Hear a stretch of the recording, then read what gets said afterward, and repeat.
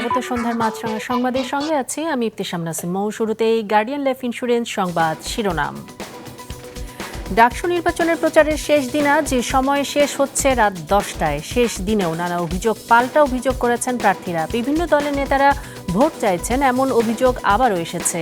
নির্বাচনী পরিবেশ নিয়ে প্রার্থীদের শঙ্কা থাকলেও এ বিষয়ে নিশ্চিত করেছে কমিশন। অন্যদিকে জাহাঙ্গীরনগরের প্রচার শেষ হতে বাকি 2 দিন। শেষ সময়ে ব্যস্ততা বেড়েছে প্রার্থীদের। দর্শক, গেল বৃহস্পতিবার সংসদীয় আসনের সীমানা পুনর্নির্ধারণ করে গ্যাজেট দিয়েছে নির্বাচন কমিশন। তারপর থেকে এর বিরোধিতা করে দেশের বিভিন্ন অঞ্চলে সড়ক মহাসড়ক অবরোধ করে বিক্ষোভ করছেন স্থানীয়রা। ইসির দাবি চুলচেরা বিশ্লেষণ করে নিরপেক্ষভাবে সীমানা নির্ধারণ করা হয়েছে। ভোটের আগে আর সংশোধনও করতে চান না তারা। এদিকে গ্রহণযোগ্য নির্বাচনের জন্য সবার সহযোগিতা দরকার বলেছেন স্বরাষ্ট্র উপদেষ্টা। এবং দেশে 65,000-এর মতো সরকারি প্রাথমিক স্কুল বছরে 180 দিন পাঠদান হয় বলছেন প্রাথমিক ও গণশিক্ষা উপদেষ্টা। আজ আন্তর্জাতিক সাক্ষরতা দিবস উপলক্ষে প্রথমবারের মতো এক সংবাদ সম্মেলনে তিনি বলেছেন, এত অল্প সময়ে স্কুল খোলা থাকায় শিক্ষকরা পাঠদানে যথেষ্ট সময় দিতে পারছেন না। এই ঘাটতি কমাতে কিছু অপ্রয়োজনীয় ছুটি বাদ দিতে চায় সরকার। এছাড়া আগামী মাস থেকে 150 উপজেলার প্রাথমিক স্কুলে মিড ডে মিল চালুর কথা জানানো হয় সংবাদ সম্মেলনে। শুনছিলেন শিরোনাম। ম্যাগিও ঠিক আমার মতোই কোয়ালিটিতে কোনো ছাড় দেয় না। 7টি দেশের সেরা খামার থেকে আসে ম্যাগি নুডলসের ময়দা। মা হিসেবে এটাই আমার জন্য গিফট। এবার বিস্তারিত। ঢাকা বিশ্ববিদ্যালয়ের কেন্দ্রীয় ছাত্র ও হল সংসদ নির্বাচনের প্রচার শেষ হচ্ছে আজ রাত 10টায়। শেষ দিনেও পাল্টা অভিযোগ করেছেন প্রার্থীরা। বিভিন্ন রাজনৈতিক দলের নেতারা শিক্ষার্থীদের বাড়ি বাড়ি গিয়ে এবং ফোন করে ভোট চাইছেন বলে অভিযোগ প্রার্থীদের। এমন অবস্থায় নির্বাচনী পরিবেশ নিয়ে প্রার্থীরা শঙ্কা প্রকাশ করলেও সুষ্ঠু ভোট নিয়ে অনেকটাই নিশ্চিন্ত নির্বাচন কমিশন। আরও জানাচ্ছেন দাউদ হাসান। আর মাত্র কয়েক ঘন্টা, এরপর শেষ হচ্ছে ভোটারদের কাছে প্রার্থীদের ভোট চাওয়ার সুযোগ। শেষ সময়ে পুরো ক্যাম্পাসে প্রচারে ব্যস্ত সময় পার করছেন প্রার্থীরা, তুলে ধরছেন নিজ নিজ ইশতেহার। সকালে প্রচারে নামেন ছাত্র শিবির সমর্থিত ঐক্যবদ্ধ শিক্ষার্থী জোট প্যানেলের ভিপি প্রার্থী সাদিক কায়েম। এ সময় ভোটারদের ফোন করে একটি দলের পক্ষে ভোট চাওয়ার জন্য চাপ দেওয়া হচ্ছে বলে অভিযোগ করেন তিনি। কোনো বড় নেতা এলাকা থেকে ফোন দিয়ে কোনো শিক্ষার্থীকে বাধ্য করা, এটা একটা ফেসিবাদী কায়দা। এবং আমরা ঢাকা বিশ্ববিদ্যালয়ের শিক্ষার্থীদের এই ব্যাপারে আমরা কনফিডেন্ট। কেউ কাউকে ফোন দিয়ে ভোট দিতে বাধ্য করা অথবা কাউকে পরিচিত করা, এই ধরনের যারা কাজ করতেছে আলটিমেটলি তারা নিজেদের ক্ষতি করতেছে। দুপুরে কলাভবনের সামনে ঐতিহাসিক বটতলায় শপথ পাঠ করেন ছাত্রদল সমর্থিত প্যানেলের ডাকসু ও হল সংসদের 205 জন প্রার্থী। নির্বাচনে জয়ী হলে 18 দফা ইশতেহার বাস্তবায়নে অঙ্গীকার করেন ভিপি প্রার্থী আবেদুল ইসলাম খান। স্বচ্ছ কর্মকাণ্ডের মাধ্যমে আপনাদের সামনে এই প্রতিটি শপথ বাস্তবায়িত হবে ইনশাআল্লাহ। এদিকে দুপুরে নির্বাচনের সার্বিক পরিস্থিতি নিয়ে বিশ্ববিদ্যালয়ের মধুর ক্যান্টিনের সামনে সংবাদ সম্মেলন করেন প্রতিরোধ পর্ষদ প্যানেলের প্রার্থীরা। এ সময় সবার কাছে ভোট চান তারা। শিক্ষার্থীদের লড়াইয়ের জন্য উপযুক্ত জিএস ক্যান্ডিডেট আমি, উপযুক্ত প্রার্থী আমাদের প্রার্থীরা। তাহলে প্লিজ আমি আপনার পর্যন্ত শারীরিকভাবে পৌঁছাইতে পারি নাই, এই কারণটুকুতে অন্তত আমাকে আপনার ভোট বঞ্চিত করেন না। নির্বাচনী আচরণবিধি লঙ্ঘনকারীদের বিরুদ্ধে নানা ব্যবস্থা নেওয়ার কথা জানিয়েছে নির্বাচন কমিশন। গুজবে কান না দিতে শিক্ষার্থীদের প্রতি আহ্বান জানিয়ে চিফ রিটার্নিং কর্মকর্তা বলেন, জাল ভোট রোধে নেওয়া হয়েছে নানা ব্যবস্থা। আমাদের কমিশনের পক্ষ থেকে আমাদের ভোট কেন্দ্রের লাইনে সেন্টারে বিভিন্নভাবে তাদেরকে চেক করে তাদের পরিচয় নিশ্চিত করে আমরা তাদেরকে ভোট কেন্দ্রে ঢুকাবো। আপনারা জানেন এখন তাদেরকে এই জাল ভোট অথবা জাল ভোটার তাদের আইডেন্টিফাই করা, ফেক আইডেন্টিফাই করা একবারে ইজি। আপনারা এই বিষয়ে এরপরে যদি কেউ ধরা পড়ে তাকে সরাসরি পুলিশে দেওয়ার ব্যবস্থা করা হবে। ডাকসু নির্বাচনে প্রায় 40,000 ভোটারের জন্য 8টি কেন্দ্রে থাকছে মোট 810টি বুথ। আগামী 9 সেপ্টেম্বর সকাল 8টা থেকে বিকেল 4টা পর্যন্ত চলবে ভোট গ্রহণ। দাউদ হাসান, মাছরাঙা সংবাদ, ঢাকা। এদিকে জাহাঙ্গীরনগর বিশ্ববিদ্যালয় কেন্দ্রীয় শিক্ষার্থী সংসদ জাকসু নির্বাচনের প্রচারের শেষ দিন 9 সেপ্টেম্বর। শেষ সময়ে ব্যস্ততা বেড়েছে প্রার্থীদের। প্যানেলভুক্ত ও স্বতন্ত্ররা ক্যাম্পাসের বিভিন্ন স্থানে চালাচ্ছেন প্রচার। লিফলেট হাতে ক্যাম্পাসের বিভিন্ন হল ও সড়ক ঘুরে শিক্ষার্থীদের সাথে কুশল বিনিময়ের মাধ্যমে ভোট চাইছেন তারা। তুলে ধরছেন নিজেদের পরিচয় ও প্রতিশ্রুতি। ব্যক্তিগত যোগাযোগের পাশাপাশি সামাজিক যোগাযোগ মাধ্যম ও ডিজিটাল বিভিন্ন প্ল্যাটফর্মেও চলছে জমজমাট প্রচার। এবারের জাকসু নির্বাচন ভিপি পদে 10 জন ও জিএস পদে 9 জন সহ 179 জন প্রার্থী 25টি পদের বিপরীতে ভোট যুদ্ধে অংশ নিচ্ছেন। ভোটে এখন 7টি প্যানেল ঘোষণা করা হয়েছে। আমরা বিশ্বাস করি আগামী 11 সেপ্টেম্বর এই বিশ্ববিদ্যালয়ের শিক্ষার্থীরা যে আমরা যারা স্বতন্ত্র এবং নির্দলীয় ব্যানার থেকে যে নির্বাচন করছি, ব্যালট বিপ্লবের মাধ্যমে আমাদেরকে বিজয়ী করবেন। আমরা শিক্ষার্থীদের খুব বেশ ভালো সাড়া পাচ্ছি। আমরা তাদেরকে প্রতিশ্রুতি দিয়েছি যে আমরা শিক্ষার্থীদের কণ্ঠস্বরটা বিশ্ববিদ্যালয়ের সিনিয়র অধিবেশনে পৌঁছে দিতে চাই। অবশ্যই আমার এটা ফার্স্ট প্রায়োরিটি থাকবে যে এই ট্যাগ কালচারটা, এই মড কালচারটা যাতে নারীদের ফেস করতে না হয়, এটা যাতে কারোরই ফেস করতে না হয়। অন্যদিকে রাকসু নির্বাচনে মনোনয়ন দাখিলের শেষ দিন ছিল আজ। নির্বাচন কমিশনার এফ নজরুল ইসলাম জানান, ডোপ টেস্টে পজিটিভ আসা ও পুলিশ ভেরিফিকেশনের তথ্য যাচাই বাছাইয়ে বিশেষ গুরুত্ব দেওয়া হচ্ছে। আগামী 25শে সেপ্টেম্বর সেখানে ভোট হবে। এদিকে ছাত্রদলের সহসভাপতি শেখ নুরুদ্দিন আবিরকে ভিপি এবং দপ্তর সম্পাদক শেখ নাফিউল ইসলাম জীবনকে জিএস প্রার্থী করে প্যানেল ঘোষণা করেছে ছাত্রদল।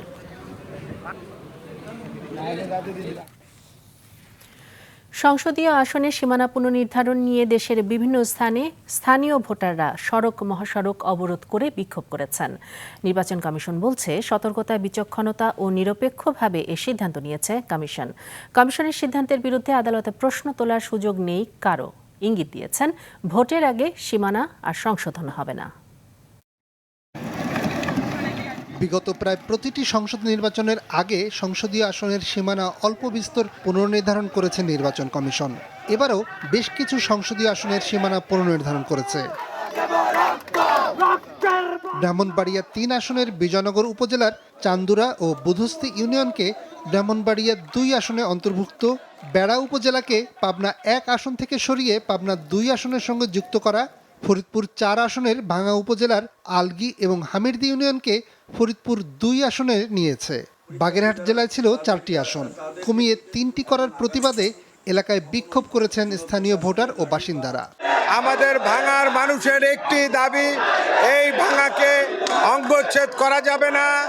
স্থানীয় ভোটারদের ক্ষোভের কথা ঢাকার আগারগাঁওয়ের নির্বাচন ভবনে নির্বাচন কমিশনার আনোয়ারুল ইসলাম সরকারকে জানান সাংবাদিকরা। তিনি জানান, সবকিছু চুলচেরা বিশ্লেষণ করে সিদ্ধান্ত নিয়েছে কমিশন।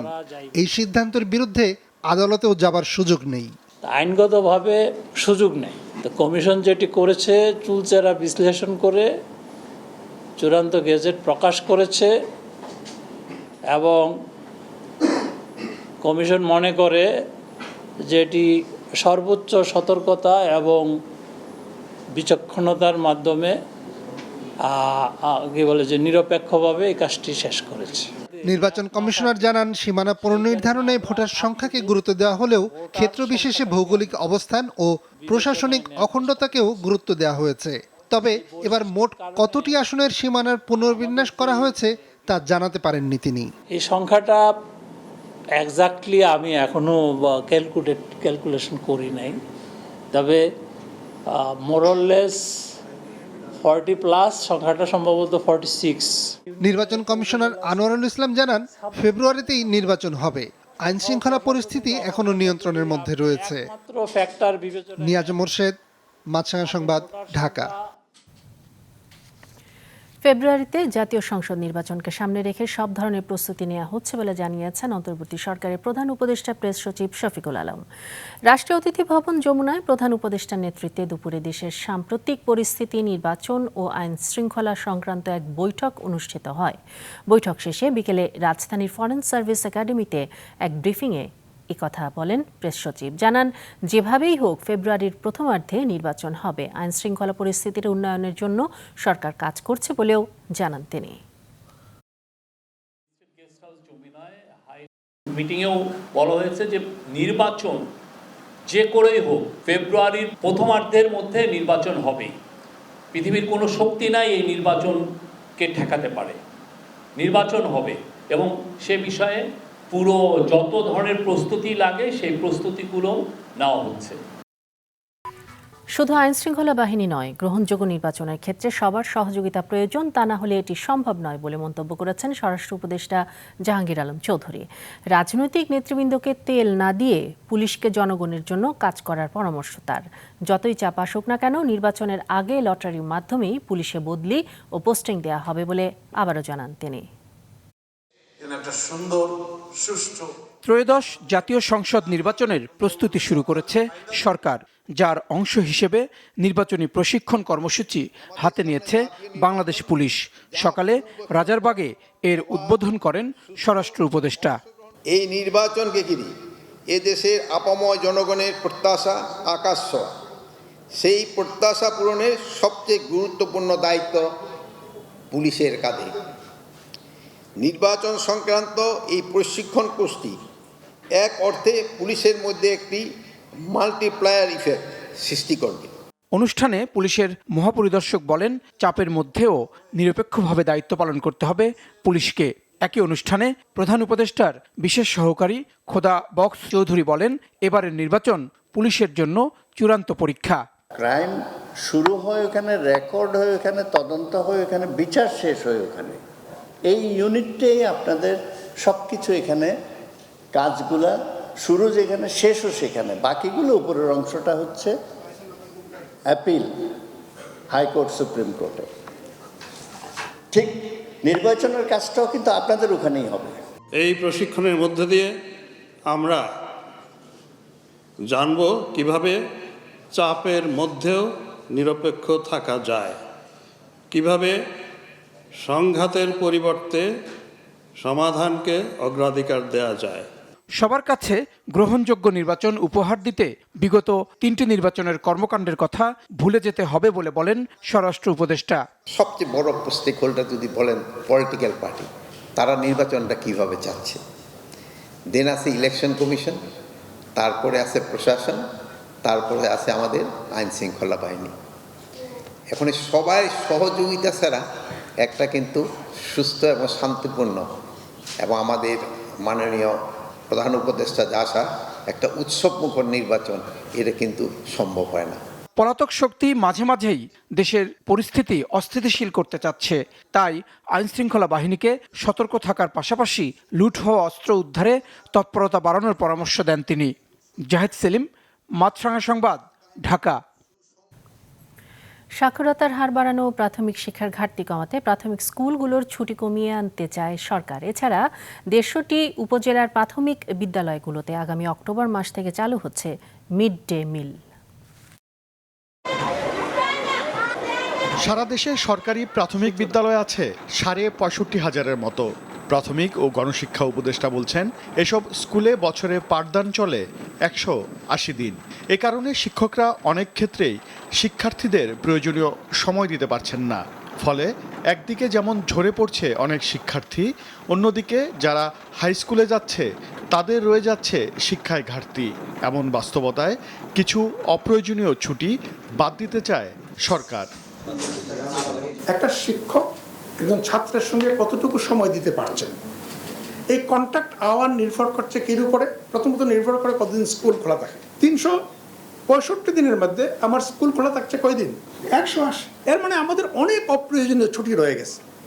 আমরা প্রথম চেষ্টা করছি ছুটিকে কিছু কমায় নিয়ে আসা যায়। সকালে সচিবালয়ে আন্তর্জাতিক সাক্ষরতা দিবস উপলক্ষে সংবাদ সম্মেলনে উপদেষ্টা আরও জানান, শিক্ষার্থীদের পুষ্টির কথা চিন্তা করে 150টি উপজেলার প্রাথমিক বিদ্যালয়গুলোতে আগামী অক্টোবর থেকে মিড ডে মিল চালু করা হচ্ছে।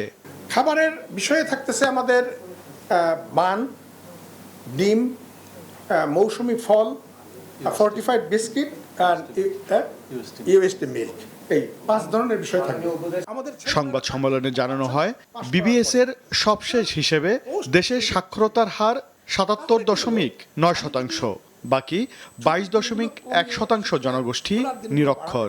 তবে সত্যিকার অর্থে সাক্ষরতার হার আরও কম হতে পারে বলে জানান উপদেষ্টা। আমরা চাই যে আমাদের শিশুরা সাক্ষর হয়ে উঠুক। ওবায়দুল কবির, মাছরাঙা সংবাদ, ঢাকা। যদিও এটা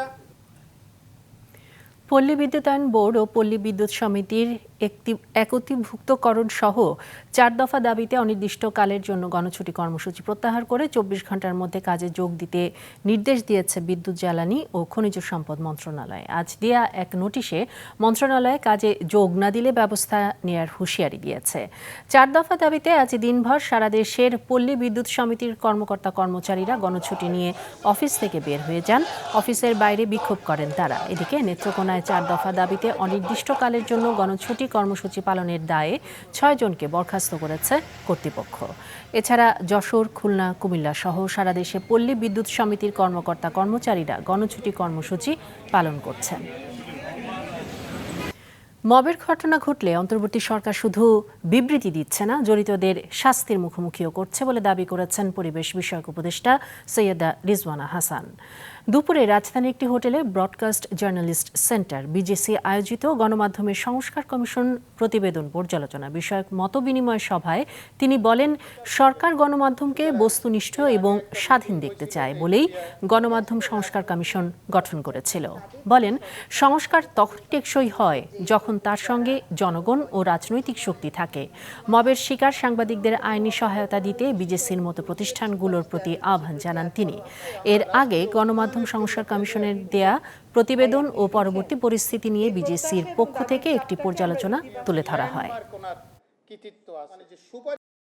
বস্তুনিষ্ঠ গণমাধ্যম, এটাই হবে আমাদের অন্তর্বর্তী সরকারের একটা চাওয়া।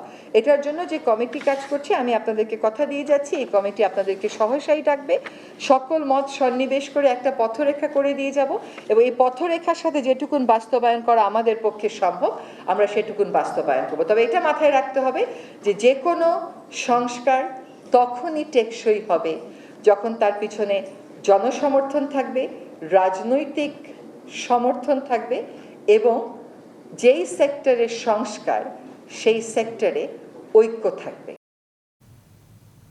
এবার আন্তর্জাতিক।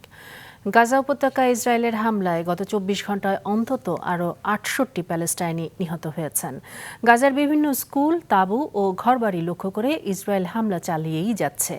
এর মধ্যে গাজা সিটিতে প্রাণ হারিয়েছেন বেশিরভাগ মানুষ। গাজার স্বাস্থ্য মন্ত্রণালয়ের তথ্য অনুযায়ী শনিবার পর্যন্ত নিহতের সংখ্যা দাঁড়িয়েছে 64,368 জনে। এদিকে যুক্তরাজ্যের রাজধানী লন্ডনে প্যালেস্টাইন অ্যাকশন গ্রুপের উপর থেকে নিষেধাজ্ঞা প্রত্যাহারের দাবিতে বিক্ষোভ করেছেন হাজারো মানুষ। এ সময় 425 জনেরও বেশি বিক্ষোভকারীকে গ্রেফতার করে পুলিশ।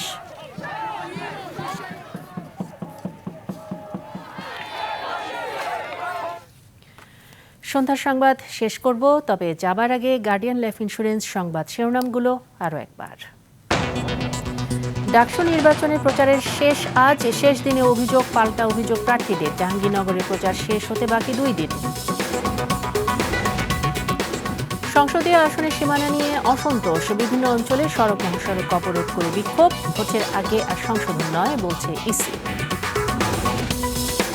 এবং শিক্ষায় ঘাটতি ঠেকাতে প্রাথমিকে অপ্রয়োজনীয় ছুটি কমাতে চায় সরকার। আগামী মাস থেকে 150 উপজেলার প্রাথমিক স্কুলে মিড ডে মিল চালু হচ্ছে। এই ছিল সন্ধ্যার সংবাদে।